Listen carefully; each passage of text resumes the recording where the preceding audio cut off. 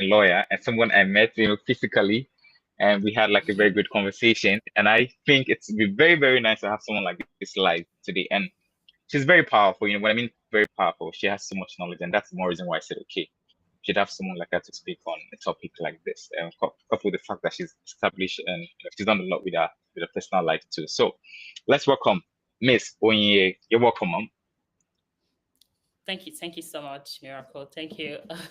I'm sure we'll save the conversation for how we met sometime else. But yeah, very inspiring, and I'm very excited to be here.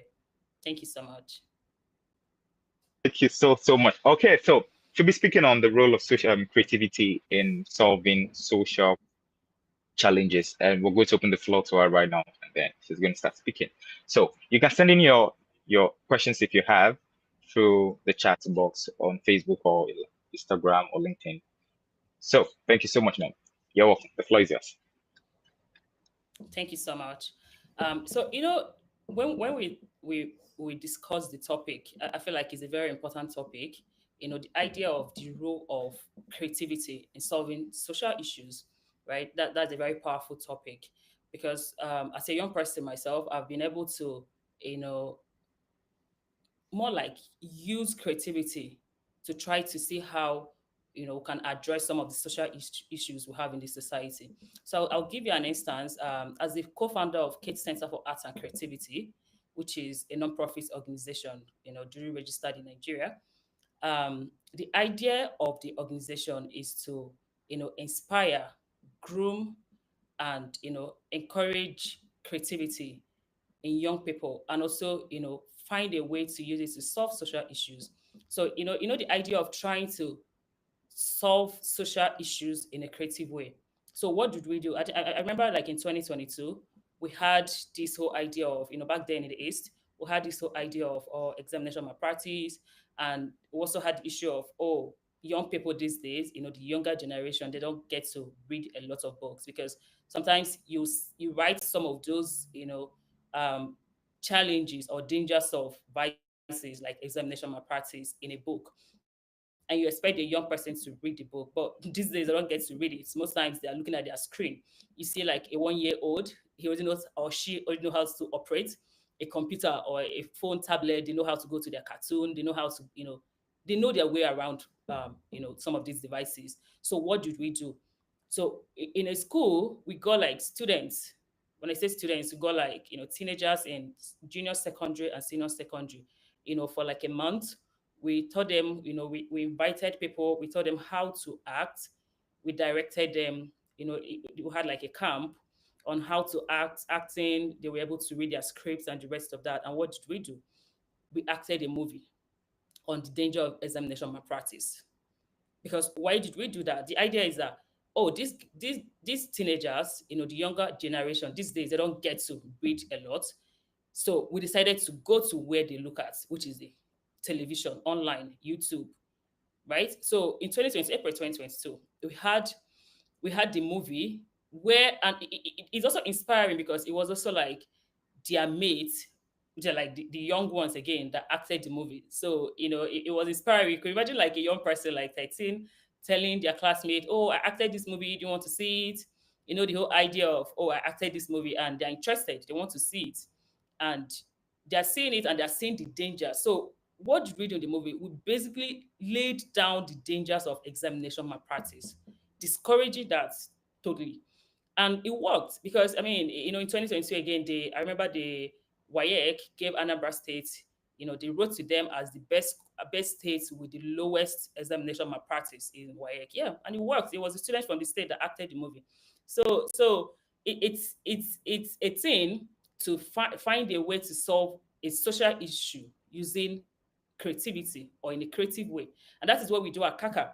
And it also interests you to know that the Kate Center for Arts and Creativity also inspired Law Sanad, which is an initiative that provides an enabling platform and access to a better and quality education for law and aspiring law students with disabilities in Africa.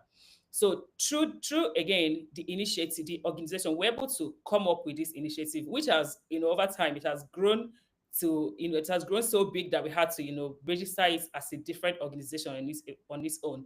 But first, it started from Kids Center for Arts and Creativity. And what are we trying to do through the Loss and Aid initiative? We're trying to provide an enable platform, bridge a lot of gaps in education, legal education, healthcare. You talk about gender equality, talk about even digital divide, because you find out that we have a lot of digital divide in the society, and then you bring it down to persons with disabilities. You know, they don't get to operate some of these websites, or they don't get to have access to some of these websites because they are not inclusive. So how are we trying to bridge that gap? It was the organization that bettered it, trying to solve some of these issues in a creative way. So this is, like I said, this is a topic that is I find very inspiring, because I've lived through it more or less, trying to solve some of these issues. And it's also interesting that people want to key in, people want to learn. When I talk to like other young people, have the conversation, oh, I want to do this, but I don't know where to start. I want to do it. But I keep telling people the danger in holding back is that you are not able to inspire others, and it's also that you are not able to solve a particular issue. Because if we're all being, oh, I want to do this but I don't know where to start, I tell people, just start. I mean, there's no harm in starting. I remember, I started Case Center for Arts and Creativity as a student. I started Loss and Aid as a student. And even the idea of what inspired Loss and Aid again, aside from the fact that we are trying to solve, we are trying to bridge a gap in the society, it was also like an experience. I experienced a colleague who is visually impaired. And I'm like, okay, I think we should do something about this.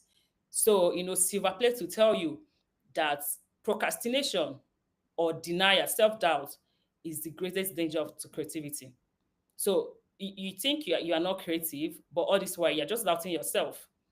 You can never tell until you try it out. And to be honest, people don't really care. Nobody. Because for some people are like, oh, people are going to laugh at me if I don't succeed. It doesn't matter. I mean, at the end of the day, it doesn't really matter what people think, because you know what you want, and that is you're trying to do something good, or you're trying to solve a particular issue. And another danger with, sometimes people want to, make an impact of maybe on 1,000 people. I don't subscribe to that, because some people believe in, oh, there has to be quantity. I don't believe, right from time when I've held a lot of, some leadership positions, I tell my people, quality over quantity. It doesn't matter that they were just two persons. They're human beings. The two persons, they are human beings. So you can start with two people, and two people can get to three, they can get to five, they can get to 10, they can get to 20. Because last time they started with one person, and today we're across African countries. You see us in Zambia, you see us in Kenya, you see us in Ghana, you see us in South Africa, and it started because of one person. So you can't really say, oh, because you don't have the numbers, or how many people are going to subscribe to this, or how many people are you going to impact on. One person is enough. You just start, right? So and leveraging creativity.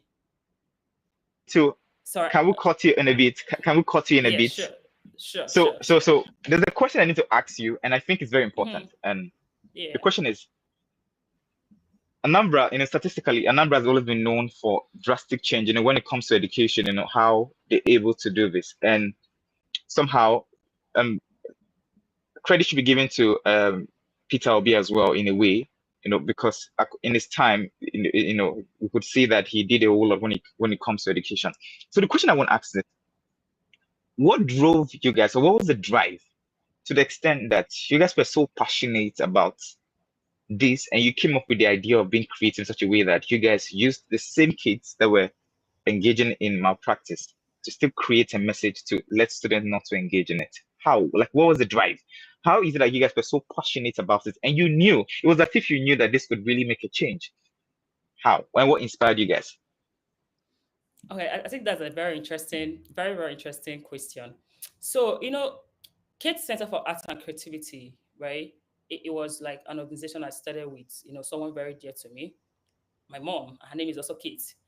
So the idea, is to, like I said, bridge a gap and inspire, groom. And this person I'm talking about, when I tell people, When people say, "Oh, you are this, you are that," I'm like, "I've not met my mom," because she's like my role model, right? And she's like everything I want to be, right? And I mean, she always tell me, "You're going to be better than me. You're going to be," and I'm hopeful, really, right? But the whole idea is that she truly inspires me. And when I mentioned, oh, I wanted to start this, I'm like, okay, we'll do it together, right? And she was in a position then that could give us the numbers we needed to drive the message home. What do I mean? So when we talk about education in Anambra State, fortunately, it's something that every government has prioritized. P2B, Mr. Willie Obiano, and even the current governor of Anambra State, Professor Charles Soludo, they prioritize education, and you see the benefits in our young people. You see the benefit because over time, you see Anambra people. I mean, definitely Nigerians are doing wonderfully well across the globe, but the states like Anambra State, they prioritize education, and it's paying off, right? It's paying off because with education, I tell people education is one thing that can make a son or a child of nobody become somebody. Education is one thing that will get you into a room filled with people you always see, you just see on the television because you're like, how did I get here? Education is one thing that can get you there, right? You can just by reading, just by studying, and that's why when we had that conversation, Annabelle Sewell was already scoring low, you know, when it comes to examination malpractice, but the commissioner for education, she wanted more, right? She wanted zero. You could see them back then. They closed down a lot of miracle centers that draw students close to examination malpractice. They closed down all of them, and they started what they called a shared value. When you go to the school, they recite it every morning, reminding themselves that they can be anything they want. And that was the time I mean, you could see like a lot of them going abroad, winning a lot of competition, a lot of STEM competition and debates, because they started believing in themselves. And that's what education does for you, really, because you begin to believe that you can do this. So the idea was to have a zero examination malpractice tolerance in the state. And again, to make the students believe in themselves, because the danger of examination malpractice is so broad that it affects your self-esteem. You don't even feel like, even when you know something, you don't think you know it because you don't believe in yourself, right? So you see some people they get into the exam hall, and instead of writing what they've read the previous day or that they've learned over time, they don't believe that is the answer because they don't believe in themselves. And I think it was last week I saw on the internet, someone that wrote some things on the shirt. Is it like shirts or like the what's it called? This overall that guys get to wear. Can't remember the name, but he wrote a lot of stuff there, and people are commenting. Like, I saw the comments, I'm like, I mean, it feels good to know that Nigerians know this, because people are like, the time you used to write all this, you could have just learned. It's like, even if it was cramming, you could have just studied. Like, the time you are using to write, like, the guy took his time. He wrote a lot, as if he wrote the entire textbook on the cloth. Like, the time you used to write all that, you could have just. But that's what examination malpractice does. It just kills your self-esteem. You don't believe in yourself. You feel like without doing expo, or without going through that route, that you won't pass. But that's not true. So that was the message. They wanted to drive a message, really. So that's it basically. They wanted to drive a message in the States, and they got all the accolades, and it worked. It worked. And that's what creativity and innovation, because it was the first time it was being done. It was the first time. So that's what creativity and innovation can get for you, really. And yeah. Wow, wow. Thank you so much for it. So I think this is Yeah. really getting it really interesting. And Hmm. the other question I want to ask is, what can you say about the challenges, and how do you think young people or leaders should like stay away from problems or challenges? Now, setting an example, you could say that you found yourself in a state or in a situation where exam malpractice was really high, and then you understand the demands of the state at that time. So that led to your creativity. So in a way, it was as if that this problem at that time brought the best out of you guys to be able to, solve the problems you guys had at that time. So the question is, do you think young leaders should run away from problems? And how do you think young leaders can use challenges, can build on it in such a way that, they don't feel discouraged, but in a way they work with it? Another interesting question, I must say. To be honest, we can't keep running. I mean, there's the idea of, oh, the country is this, the country is that, and it's frustrating. It frustrates all of us, to be honest. But we can't keep running. So that's the idea of doing the right thing, even when people are not looking, right? So I tell people, if you know something you can't do when people are looking, you should still be able to not do that when people are not looking, right? I don't believe in running away from problems, right? I don't believe in a lot of stuff. So my idea of not believing may not matter because I don't believe in a lot of stuff. But so I'll give you another instance, right? Again, it was 2022, 2023. The Case Center for Arts and Creativity, we had a partnership with TechAside. TechAside was founded by my very good friend, may he still rest in peace, Abbas. Yeah, so Abbas came all the way from Lagos with his friends, David. Um, they came all the way. When I say all the way, they came to the east, and that was the first time. Came with David, and the idea was just what was it we wanted to do. Again, I grew up in Nobi. Nobi is like my town, my village in Anambra State. I went to the primary school there, Community Central School in Nobi, and when we have the conversation, I mean, I've been a bright student. I was getting the first position, but when you think about it, maybe I wouldn't have been the best student if I went to like maybe another school, that had a lot of maybe really really really smart people. I don't know, but it's just chance and opportunities. That's the idea of this thing, right? So I was a very bright student, topping the class, had positions here and there, trying to make the school better, and there was something that happened. I remember after my primary school, I went to Holy Rosary College, Enugu, and the first term, I came 21st. And when I go home, my mom was like, how do you go from first to 21st? But HRC was like one of the best schools, girls' schools in Nigeria. Can quote me anywhere. Very, very solid. And you have people from all over the world. When I say world, yeah, because we had like people coming from US, UK, we had like people coming, bringing their kids down to HRC. So like there was a lot of competition, right? But there was something that interested me the first year. After just one, they were calling positions. After calling position, they started doing best in every subject, and it inspired me. I wanted to climb the stage. I mean, different motivation for people really. I mean, my was to climb the stage at that point. I wanted to get to the stage, and what that did to me or did for me was I took that culture back to my primary school because all this while I was getting first, nobody read. I mean, it was just first they'll give you a report card. There was no gifts, no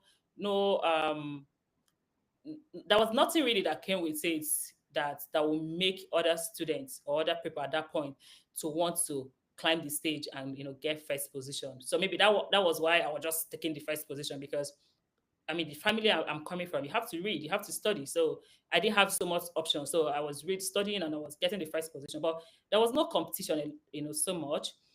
And it could be because the other my colleagues at that point, there was no motivation to get there. So what I did, I went back to that school. I remember I used my pocket money. I was only 11 at that point. I used my pocket money for the year. I went back, got books, got like gifts, and I started awarding best positions. And it's interesting to know that increased the level of because it was like a community school. The participation to 95%. We had like over 500 plus people coming into the school because I mean there was the news. Oh, this happened. Oh, this is so that is one. So back to Abbas and take aside and there was a time at again it's a community. So a community when I mean my town. So there was a time that we were having like a lot of idea of Yahoo here and there, cybercrime, and I remember going to a particular school, to have the idea of speaking to the young people. And I asked them, "Oh, when you get a phone, what do you do with your phone?" And I'm not kidding. A young boy, I'm not sure that boy is up to 12. He told me, "You do Yahoo." That was his whole idea of, if you have a phone, what do you do with your phone? You do Yahoo. That was what he said. And that took me back. I'm like, you can't really blame this child, because to him, that's all he knows. I mean, maybe that probably, oh, if you're not calling someone with your phone, you're trying to defraud someone with the phone. That's all he knew at that point. And how do we change that? How do you change that? Because there was, I noticed there was a lot of unlearning to do before they start learning something new, right? So after the different sessions we had trying to talk them out, obviously, to unlearn that. And we couldn't stop at that, because after unlearning, if they don't learn something new, they go back to what they've always known, and you can't blame them. I mean, I'm sorry, but it is what it is, because at the end of the day, people tend to judge, right? You see people out there that are doing what they're doing, you're not sure of why they are doing what they are doing, but you're judging, but you're not even sure why they are doing what they are doing. So what did we do? We decided to have a training, right? We tried to upskill them with, like, necessary technology skills, like, because tech aside, that's basically what they do. Technology, they have a lot of uh, teachers, facilitators that get to, like, train these young ones on. You have data analysis, but that is even, like, very far. So you started with graphic design, you start with, like, web development, the idea, like, things you can do with your phone, and you get money in a legit way without trying to defraud your neighbor. So that was what we did: web development, graphic design. After we finished that, we got the boy that said, "Oh, what do you do with your phone?" He said, "Yahoo." We got him, after the program, he designed the flyer, and he was shocked.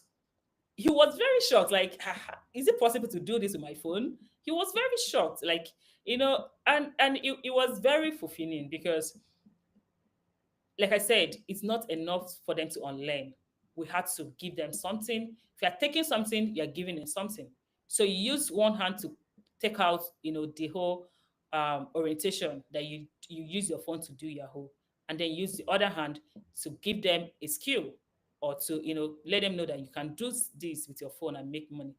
And again, when I remember going back one of these days, and I saw the guy, like, he has been making money. He did this for somebody. They paid him 1,000 naira. Say, and it was interesting, because I'm okay. Yeah, I'm very proud of you. We got so for him to, like, do some other courses to, try to improve himself and the rest of that. So really, I don't believe in running away from the challenges. So there is Yahoo. What are we doing about it? There's cybercrime. People are doing the. What are we doing about it? This is not me trying to defend. It's bad. I condemn 100%. But again, we need to start thinking of ways to take this away from the orientation, and use the other hand to give them something to do.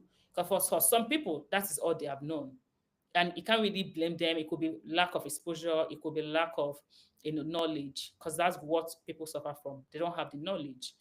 Because you could see how the guy was excited, knowing that, oh, he could actually do something else apart from cybercrime with his phone.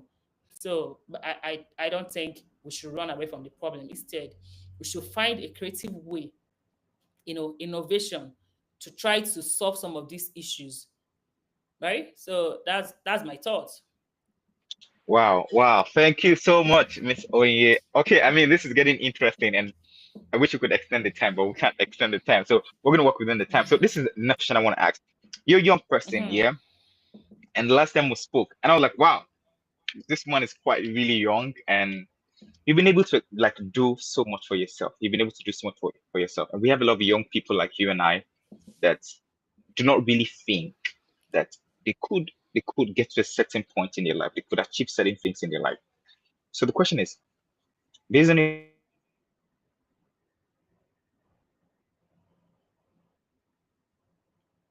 experience, what experience would you want to share with someone of your age that is not privileged to be or have experience that you have?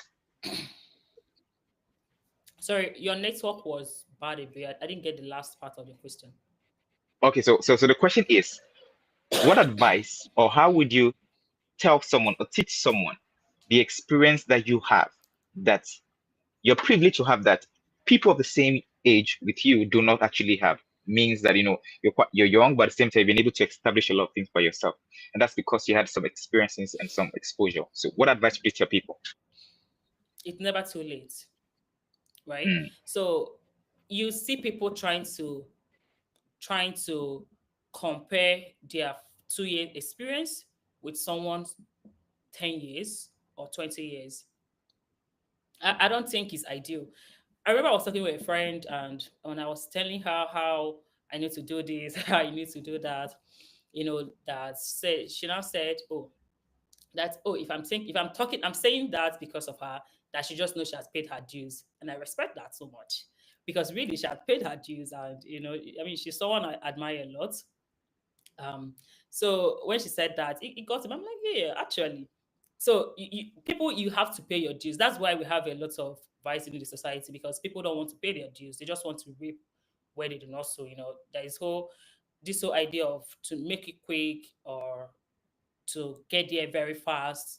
I mean, it's okay to get somewhere faster than others, because I mean, even in a law firm, you see people make partner in 7 years, 10 years. You see others make partners in 20 years. So some people get there faster, yeah, but again, they're paying their dues, because it is possible that the person that is getting there in 10 years was putting in, like, let's say 15 hours, and you that got it in 20 years are putting in maybe like 4 hours or 8 hours, and the rest of that, which is fine, totally fine. Take your time, and just know it's never too late. So there are lots of things to still be done, and there are lots of things, because you will be thinking, oh, I've passed 25, so I don't get to benefit from things that are made for under 25, but they're under 30. And if you think you have passed 30 and they are still under 40, even Forbes, we have Forbes for under 30, we have under 40, we have different things. They're categories. And something again I've realized is that there's always enough time, and there's always a lot of things to be the first in. Because it's like you're like, oh, I'm a lawyer who have had SAN, so I can be the first SAN if that's what you want to be. But again, you can be the first SN in your village, or in your town, or in your church. There is always first if that is your own inspiration or motivation. So it's never too late. Start today, right? I mean, it sounds so cliche. Oh, start today. We hear that every day. Da, da, da. But at the end of the day, you have to start today. So you see people, oh, they want to do their masters, or they want to do their PhD. They're saying, oh, PhD is 4 years, it's 3 years. They don't have 3 years, they don't have 4 years. I promise you will be here. 4 years will pass, and you won't have that PhD, and nothing will happen. So why not start? Right? So just start. To be honest, just start.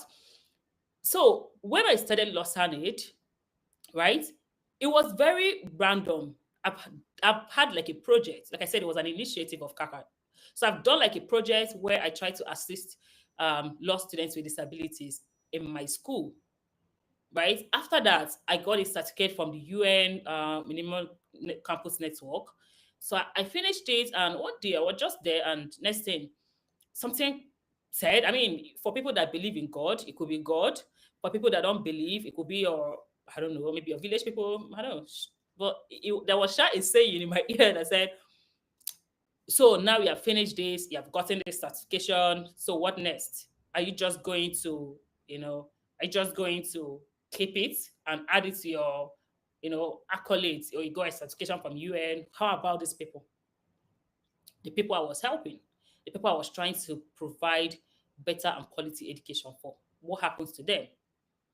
It was 2 round. I remember that day. I just called one of them, Chidubem. I called him. I'm like, "Though I have this idea. I want to do this." And he was very excited. You could see, like, to him, it was, this is our savior. Like, he's like, thank you so much, that they're going to be very happy to know that we're continuing this. And that was it. That was how we started. We started, and we're here. Between that space and now, we have gotten a lot of accolades here and there, recognition, which is not necessarily the drive.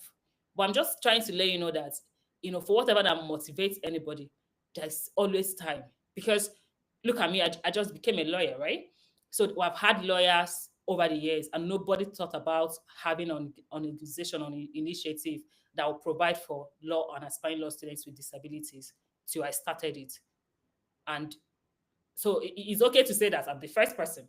So there's always a first. There's always a first time. There's always time. So you can start today, start tomorrow. At the end of the day, just start.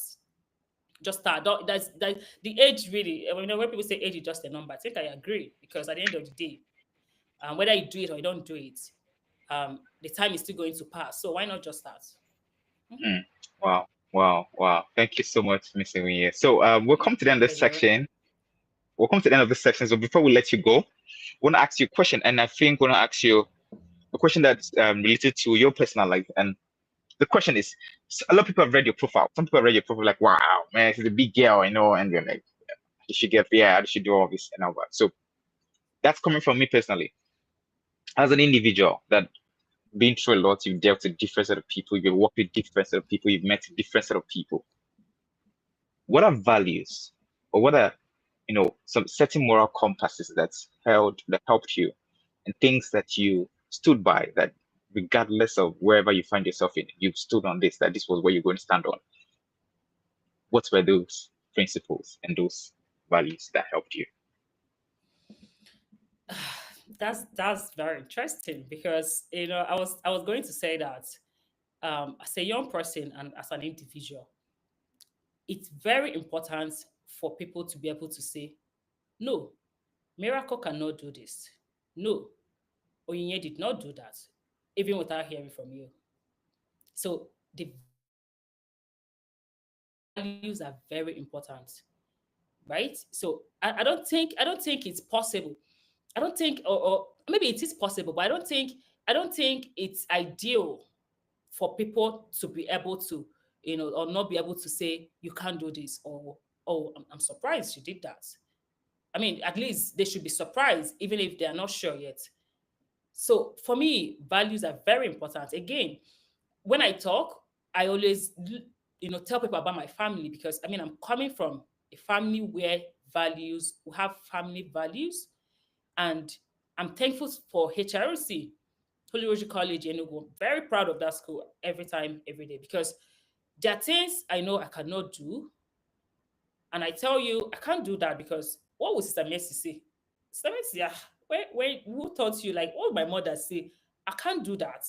And it's always funny, because the other day, I think last this month, sometime around my birthday. So I was talking with a friend. I'm like, oh, my sister was threatening me. So apparently, like I remember I went to the UK sometime in 2022, and I got like a new dress. I tried it. Apparently, my sister took a picture when I was, joking around.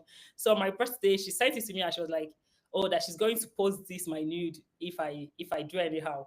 So when I was talking with my friend, I sent him the picture. I'm like, my sister said she's going to post this picture, my nude. So I sent it like view once, and he was laughing like it was like, kids, see what people are calling your news, because obviously it wasn't my news. It was like just like a short gown that I wore like host inside, and she's just like that, you know where you are in this life, that so your sister considers this to be bad for you, because you're not supposed to be doing something like this.